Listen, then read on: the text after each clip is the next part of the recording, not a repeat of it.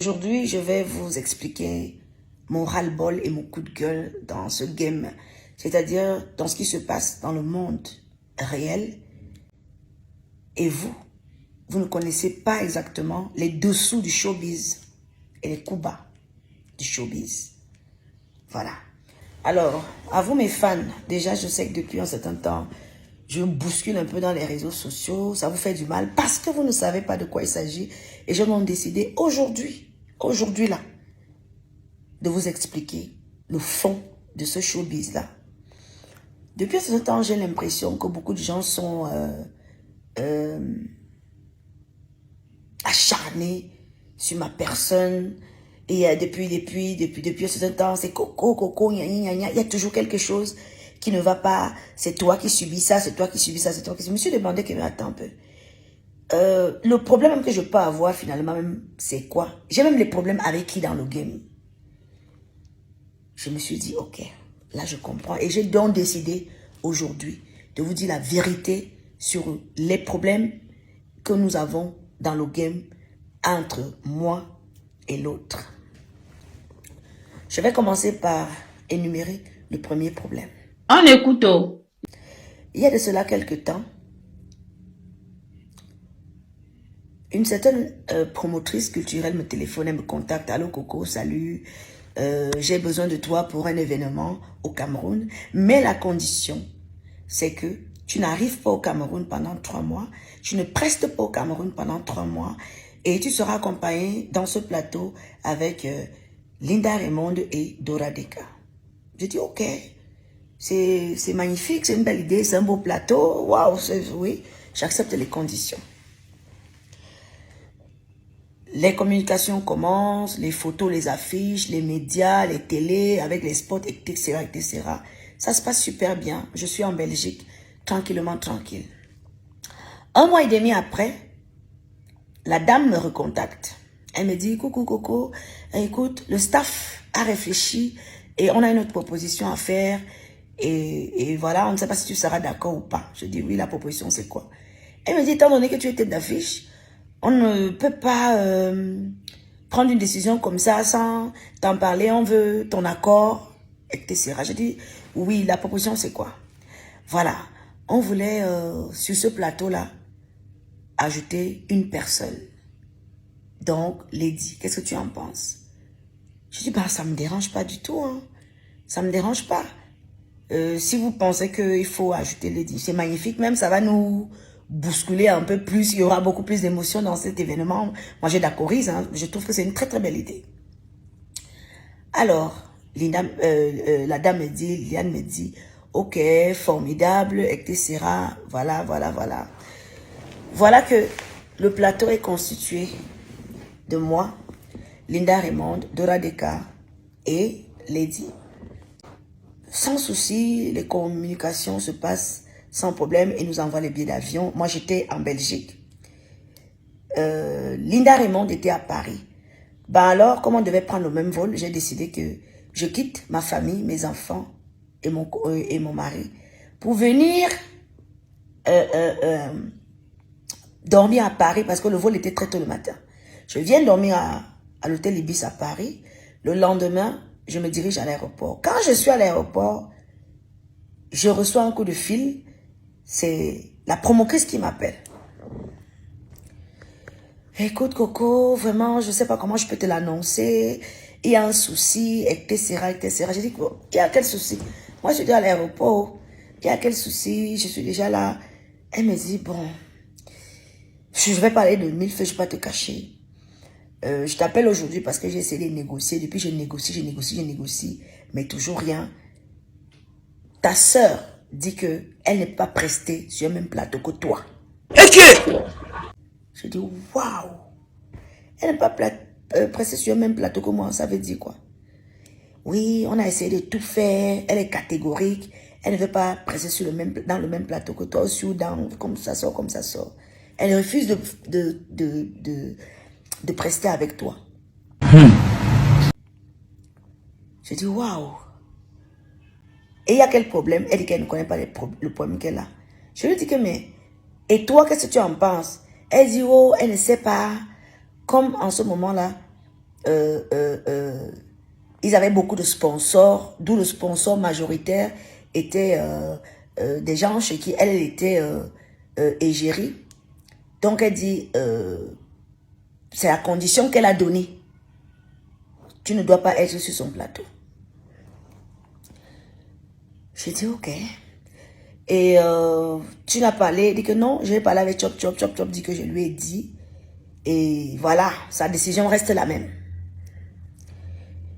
Et je lui dis, qu'est-ce que tu proposes donc que je fasse?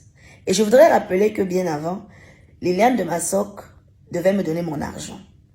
Donc elle me propose qu'elle doit me donner mon argent. Et moi je lui dis, elle doit me donner la compte, l'avance de mon cachet. Je lui dis, non, non, non, je n'ai pas besoin de l'avance de mon cachet. Je préfère avoir tout mon argent une fois. Parce que je n'ai pas envie d'avoir un petit argent. Moi, je préfère avoir un gros argent pour faire mes business, mes placements, mes investissements. Donc, tu peux rester même avec l'argent de l'avance. Quand j'arrive au Cameroun, tu me donnes tout mon argent. Et je préfère avoir un gros argent qui me permettra de faire quelque chose. J'appelle Linda. Je dis à Linda que, écoute, je devais déjà aller au check-in, mais malheureusement, elles me disent que, voilà la nouvelle qu'on m'annonce, que Lady dit que elle ne veut pas sur son plateau, alors qu'un plateau préalable qui était le mien, que je l'ai accepté, on me demande que moi je ne joue plus. J'ai dit à Liliane, je fais quoi? Elles m'ont demandé de repartir, de rentrer dans ma famille à Bruxelles. Ce que je fais à l'immédiat, j'appelle Lady. Je l'appelle au téléphone. Ce que je vous dis, c'est la vérité. Hein. Je ne suis pas une gamine et j'assume mes propos. J'insiste sur ça. J'assume mes propos. Je l'appelle au téléphone, je lui dis oui, bonjour, c'est Coco. Oui, je dis mais j'ai un plateau, je suis tête d'affiche. On me propose si tu peux jouer sur mon plateau. J'accepte parce que chacune est là pour chercher son argent. Ta présence ne me dérange nullement dans la mesure où ton argent n'entrera pas dans mes poches, mon argent n'entrera pas dans tes poches. On est là pour le game. Nous avons nos familles, nos enfants, nos employés à nourrir. Et l'argent qu'on peut avoir permet aussi à nos employés de nourrir leur famille. De scolariser leurs enfants, de soigner même leurs enfants dans les hôpitaux. Mais elle me dit, oui, oui, je suis fâchée parce que quelqu'un m'avait dit que, quelqu'un t'a dit que tu as mon numéro de téléphone. Tu n'as pas mon numéro de téléphone. Quelqu'un te dit, au lieu de m'appeler pour me dire que quelqu'un t'a dit, tu préfères demander qu'on me retire sur un plateau que moi je t'ai accepté. Est-ce que c'est logique? Selon toi, est-ce que tu trouves que c'est logique? Elle dit, en tout cas, moi je suis à la pompe à essence. Hein, et à la pompe à essence, elle peut utiliser mon téléphone. Donc je vais raccrocher. Elle raccroche le téléphone. J'appelle le père de son enfant, monsieur Blaise Youm. Blaise Youm, vous allez m'excuser, hein. Vous êtes au courant de ce problème-là, donc je suis obligée de parler de ça. Parce qu'il y a un ras-le-bol où j'étouffe. Et mon attitude commence à déranger les gens qui me connaissent, mes fans, mon public et les amoureux de la culture. Donc, je suis obligée de raconter et dire les vérités aux véritables. Aujourd'hui, je vais dire aujourd'hui la vérité. Je prends mes clics et mes claques. Je retourne retrouver ma famille. Ma famille qui savait bien évidemment que je suis déjà dans l'avion pour le Cameroun. Tous mes enfants sont maman, mais qu'est-ce que t'as, qu'est-ce qui se passe et tout. Je dis non. Ça va, j'ai pas envie vraiment de vous déranger avec ça, ça va.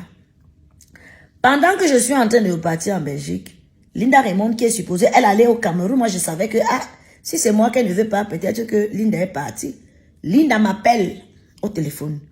Linda me dit que, la gomme vient aussi de m'appeler là, que ça ne sert à rien que j'aille au pays, je ne joue pas.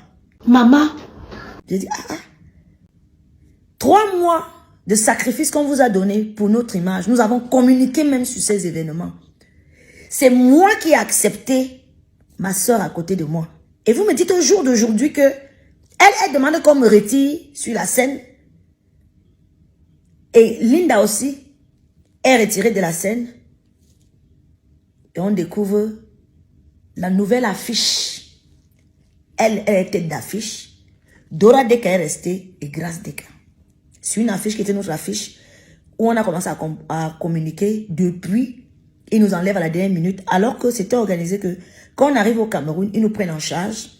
Tout de suite, il y aura des caméramans, des télés, des radios, etc. qui devaient nous prendre à l'aéroport.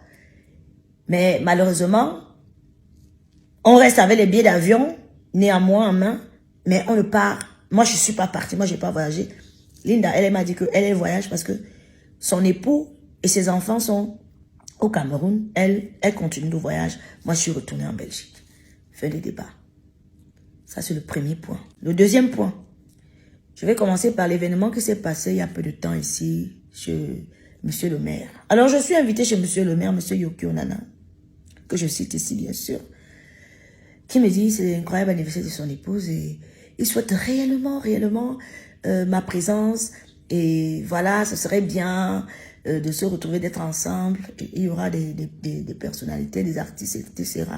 J'ai dit waouh, merci Monsieur le maire, ok. Dans mon calendrier, je m'arrange à être présente. Je m'arrange bien évidemment à être présente. Alors, moi je suis à Saint-Mélimant en journée parce que j'avais un événement là-bas. Je reviens, c'est vrai que c'est un peu tard. Il me demande, est-ce que tu seras là? Est-ce que tu seras là à temps et tout? C'est mon black gloire qui m'appelle. Je dis, ok, je suis déjà sur la route. J'arrive à l'événement de la dame de Monsieur le maire à 23h. Quand j'arrive à 23h, l'autre sœur arrive également à 23h. Alors, Monsieur le maire demande à une équipe de venir s'occuper de moi. Tout de suite, l'équipe vient me prendre devant le portail. Elle entre avant moi. Moi, j'entre et ils vont m'installer dans le salon de Monsieur le maire. Et elle est installée en bas avec Roger Desmaléas, Alain Dester, Madame Dester, et beaucoup d'autres personnes qui étaient avec eux. Il y avait environ 250 à 300 invités privilèges. Ça veut dire qu'il y avait des ministres, des gouverneurs, des préfets, des maires, des artistes. C'était vraiment une soirée VIP, une soirée VIP. Un temps si peu, moi je suis venue avec cette personne, mon équipe, on était bien évidemment dans notre salon en haut. On pétait nos champagnes là, tranquillement, tranquille, c'est l'anniversaire. Monsieur le maire vient me trouver en haut.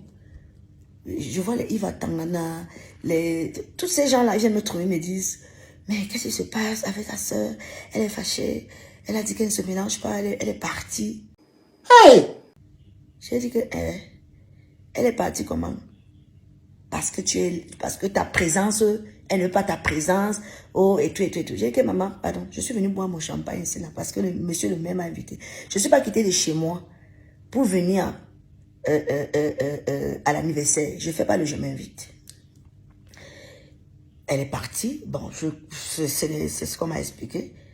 Le monsieur Yves Atana vient me demander avec monsieur Serge Tamba, s'il te plaît, Coco, est-ce que tu peux alors accompagner madame le maire avec le gâteau?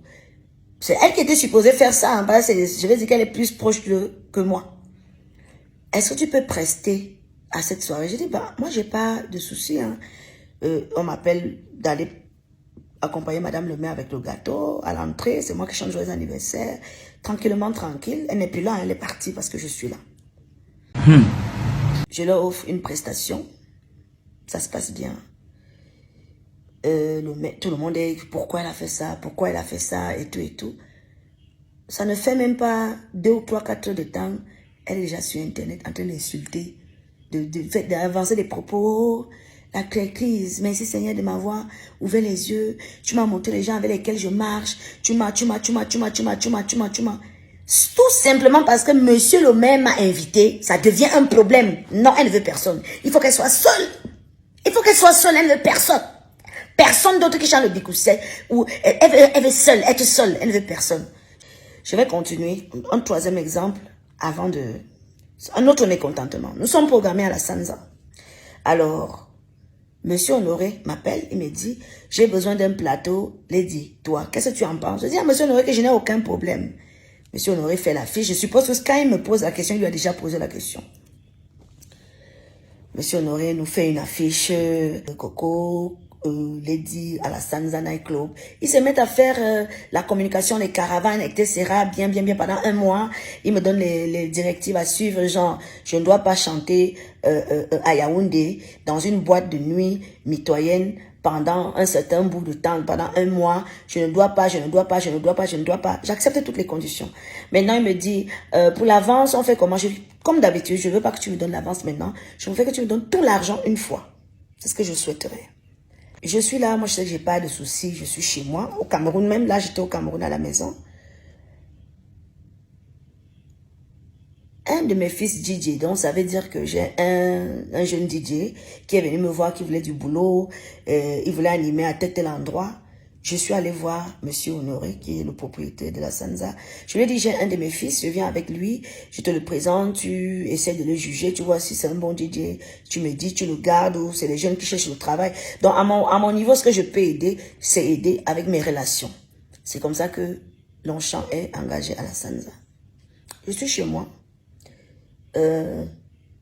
C'était un mercredi. C'était un mercredi et je vais prester vendredi. Donc, j'ai fait un mois sans prester dans une boîte de nuit à Yaoundé parce que je devais prester le vendredi, le dernier vendredi de ce mois et on était mercredi. Je suis à la maison, Longchamp m'appelle. Il me dit, allô ma mère. Je dis oui. On va t'appeler là tout à l'heure pour t'annuler. Elle dit, vient d'appeler. On était au bureau de Monsieur Honoré. Donc, apparemment, ils étaient en train de faire une réunion, je ne sais pas de quoi. Elle a appelé. Et quand elle appelle, apparemment, elle dit que, oh le plateau là, oh le plateau là, oh le plateau, comment compliqué, qu'elle ne veut pas jouer avec moi. Longchamp m'appelle, il me dit, on va t'appeler pour t'annuler. Fils, je dis les noms parce que je sais que vous tous m'avez dit que quand j'aurai mon ras le bol, chacun dit, oui, je vais assumer parce que j'avais dit. Et d'ailleurs, ce que tu as dit, c'est vérifié. Donc, voilà. On va t'appeler là, que tu ne prestes plus et tout. Parce qu'elle a appelé qu'elle ne veut plus prester avec toi. Et je confirme même ses propos. Parce que 2 heures après, Paul Désir m'appelle au téléphone. Allô Coco, tu as eu Monsieur Honoré au téléphone. Je dis non, je ne l'ai pas eu. Pourquoi? Il vient de donner l'ordre médiatique qu'on arrête toute communication sur ton événement. Je dis, ok, comment ça? Aujourd'hui, c'est mercredi. Je dois jouer vendredi. Et je n'ai même pas d'abord pris l'avance. Comment se fait-il que on m'annule? Longchamp m'avait déjà dit qu'on va m'annuler. Et il m'avait donné la raison. Et je confirme ce que Longchamp dit dans la mesure où 2 semaines après qu'il m'ait annulé, j'ai rappelé d'abord Monsieur Honoré. Je l'ai appelé en vain. Il ne m'a plus jamais décroché au téléphone. Jamais décroché alors qu'il y avait de bons rapports avec lui avant. 2 semaines après, ils refont une affiche. Oui, à la Sanza Night Club, elle est seule sur l'affiche. Donc, ils ont annulé mon événement où moi j'étais avec elle. Sous ses ordres, je le dis, pour lui refaire une affiche à elle, seule, 2 semaines plus tard. C'est pas les balivernes que je raconte parce que moi-même j'ai vu cette affiche-là. Et elle a pressé à la Sanza seule. Je vais maintenant dire aux Camerounais qui sont là que nous sommes tous des Camerounais. Et nous connaissons comment ce pays-ci est difficile. Si tu ne te réveilles pas le matin pour réfléchir, comment tu vas faire même pour l'avenir de tes enfants, comment ça va se passer même pour ton avenir, ce que tu vas manger aujourd'hui, tu ne vas pas t'en sortir. Aucun ministère, je dis bien aucun ministère, n'aide quelqu'un ici là que je te produis, jamais. Nous sommes obligés en tant que citoyens de se battre seuls. De se battre seul, de se lever chaque matin, de se battre pour pouvoir avoir de quoi manger pour nos enfants, pouvoir voir comment s'occuper de nos employés qui travaillent parce que ils ont aussi leur famille, ils ont leurs parents, ils ont, tu es obligé de te lever le matin, réfléchir comment avoir l'argent. Personne n'a la cuillère en or dans la bouche. D'autres personnes se disent que, oh, Coco n'est pas, elle est bêtise, elle est boulot. Je ne veux pas ce langage-là. Je suis camerounaise. Et je voudrais vous dire, c'est pas parce que je suis même boulot. Je l'assume que je reçois des aides quelque part. Je ne reçois aucune aide quelque part. Je n'ai jamais reçu une aide quelque part. Je dis bien, aucunement. Je suis obligée de me réveiller seule pour réfléchir. Et je voudrais dire à la diaspora aujourd'hui que pour que je puisse convaincre le public camerounais, que le public camerounais m'accepte en tant qu'artiste, ce n'était pas facile dans la mesure où on disait toujours que, oh, Les artistes de la diaspora, là, quand ils arrivent au Cameroun, elles voient, on vient Ouattien, ils ne savent rien. Je suis la seule artiste camerounaise, je le confirme, qui a marqué l'esprit des Camerounais. Je suis quittée de la diaspora pour venir convaincre le Cameroun que oui, c'est possible. C'est possible qu'une diaspora puisse aussi se lever et proposer des choses différentes, même au niveau de la culture. C'est déjà un pas. C'est déjà un pas. Une diaspora dont on ne croyait pas, on se disait que les Mbenguis, ils arrivent là, les Mbenguis. Je suis la seule Mbenguis qui est venue s'installer au Cameroun, s'imposer au niveau culturel. Et je vous dis, pour arriver à ce niveau, ça n'a pas été facile pour moi. Ça n'a pas été facile pour moi. Vous avez vu mon père, le pygmée de Djoum. Il a pris sa retraite, il vit dans son village là-bas. Ma maman à moi, elle est décédée, elle est morte. Donc je suis obligée depuis très jeune, obligée de me battre durement, comme chaque citoyen camerounais. Personne n'a de faveur dans ce pays, qu'on va te prendre un truc, on te donne un job. Non, non, non, tu dois te lever, travailler et croire en ton travail. Et je parle aujourd'hui parce que j'ai l'impression qu'il y a un acharnement vis-à-vis de ma personne. Et je commence à comprendre que ça dure un peu trop et c'est à répétition. C'est à répétition. Je vais vous prendre un exemple et je vais expliquer ceci. J'aimerais que le public sache que les réseaux sociaux, c'est une vie virtuelle. Et dans les réseaux sociaux, il y a les gens qui vous montrent un semblant de vie. Il y a des gens qui vont vous dire que oui, ils vivent bien, ils sont riches, ils vous montrent une vie, les grosses voitures et tout. Tous ces temps-ci, on a découvert beaucoup de choses qui sont fausses.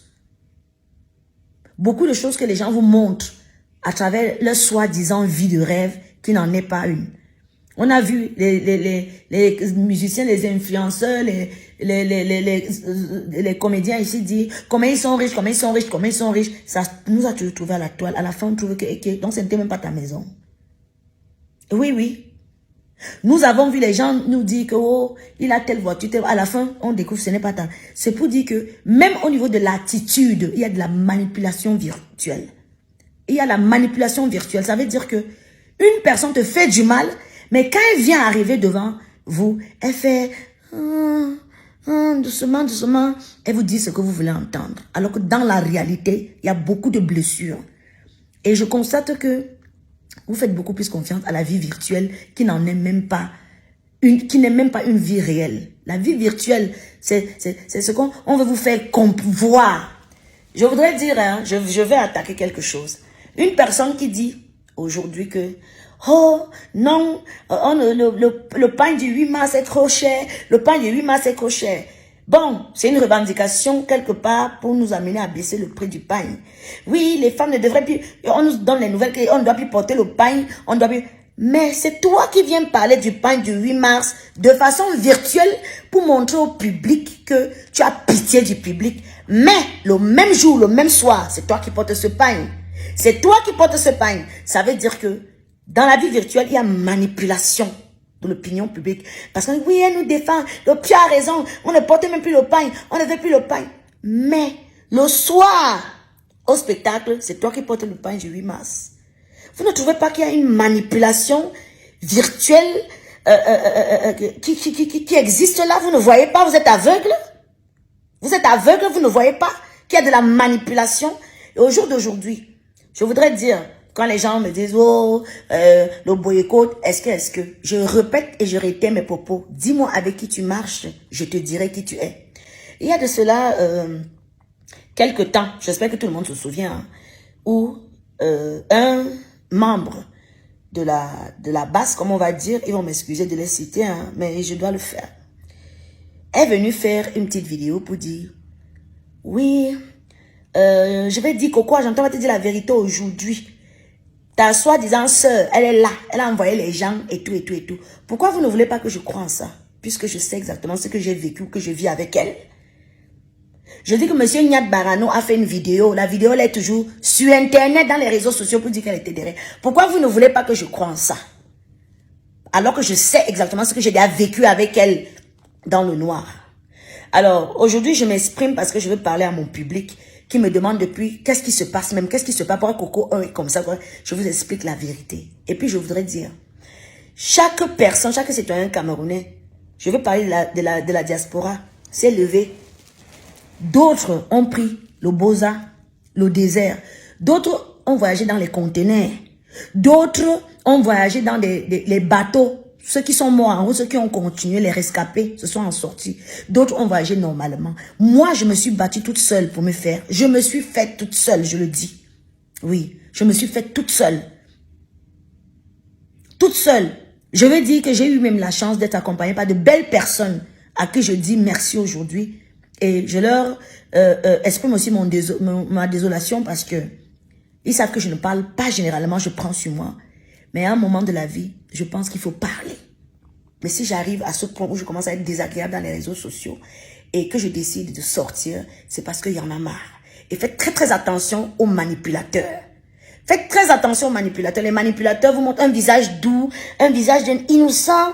Non, non, non, non. Mais à la fin, c'est quoi? Je vais prendre un dernier exemple. La dernière fois, j'ai eu des quiproquos avec une de mes consoeurs.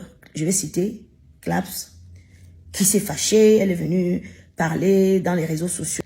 Une grande sœur comme l'autre, qu'est-ce que tu aurais dû faire? Appeler Claps, m'appeler et dire que les filles, asseyez-vous, arrêtez-moi ça. Mais qu'est-ce que tu as fait? Pendant que Claps était en train de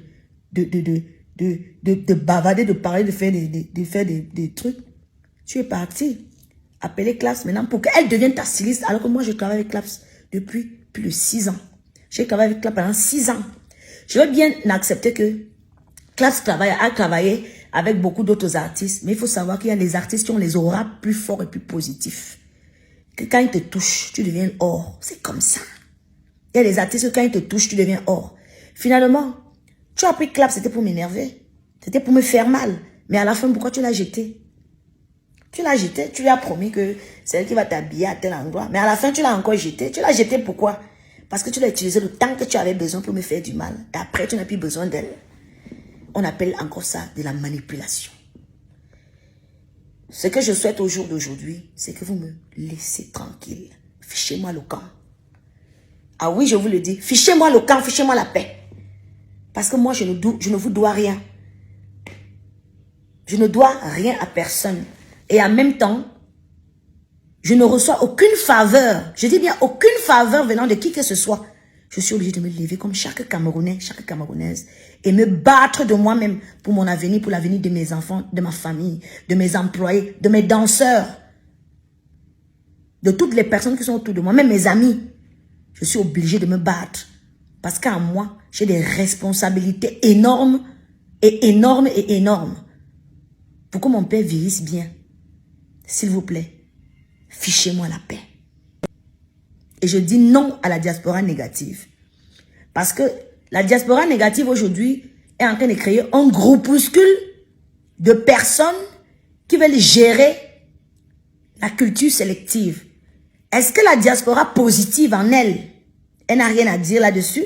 Est-ce que la diaspora positive, vous trouvez que c'est normal d'humilier les gens alors que nous vivons tous les mêmes déboires? Vous croyez que il y a du privilège quelque part? Il n'y a pas de privilège quelque part. Nous sommes obligés de nous battre tous les... Je suis obligée de me battre comme chaque Camerounais. Je n'ai aucun privilège. Je vous dis, aucun privilège quelque part. Je n'ai aucun privilège quelque part. Dans la diaspora négative, le groupuscule de personnes qui se sont formées pour mettre les Camerounais mal à l'aise. Si vous voulez, vous avez votre problème de revendication, revendiquez à qui de droit, à qui de droit, à qui de droit. Pourquoi est-ce que cette diaspora autrement positive, où on riait ensemble, on marchait ensemble, on dansait ensemble, on souriait ensemble, veut se diviser pour un problème qui ne nous concerne même pas directement? Certes que ce problème nous concerne, mais vous n'allez pas décrire d'autres personnes qui n'ont même rien à voir dans le couloir où vous voulez nous amener là. Vous voulez nous amener dans un couloir qui n'est pas le nôtre. Je dis non. Et je voudrais demander à l'autre, pourquoi chaque fois qu'une artiste est en compétition avec toi, il faut qu'elle disparaisse. Il faut qu'elle ait des problèmes. Toi, tu n'as jamais de problème. Hein? Pourquoi chaque fois que tu es une artiste avec qui tu as été en compétition, ou que tu vois que l'artiste est un peu, elle existe un peu, on la voit un peu, il faut que l'artiste ait des problèmes. Je m'interroge. Et je m'interroge sincèrement. Au jour d'aujourd'hui, les artistes sont ridiculisés, humiliés. Toi qui es pour la justice pourquoi tu ne dis pas justice pour les artistes qu'on vient bombarder les gaz lacrymogènes dans les salles? Tu ne sais pas que nos enfants regardent ça? Nos familles regardent ça? Nos parents regardent ça? Tu ne sais pas que mon vieux père peut regarder comment on me bombarde les gaz lacrymogènes, il a lavé ses mains? Pourquoi tu trouves que tu ne peux pas aussi dire, comme tu dis justice pour tout, dis que justice pour Coco? Tu dois le dire parce que tu es un artiste qui réclame et qui clame la justice. Parce que tout ce que vous êtes en train de faire fait du mal aux gens que nous aimons. Mais toi, tu marches avec eux.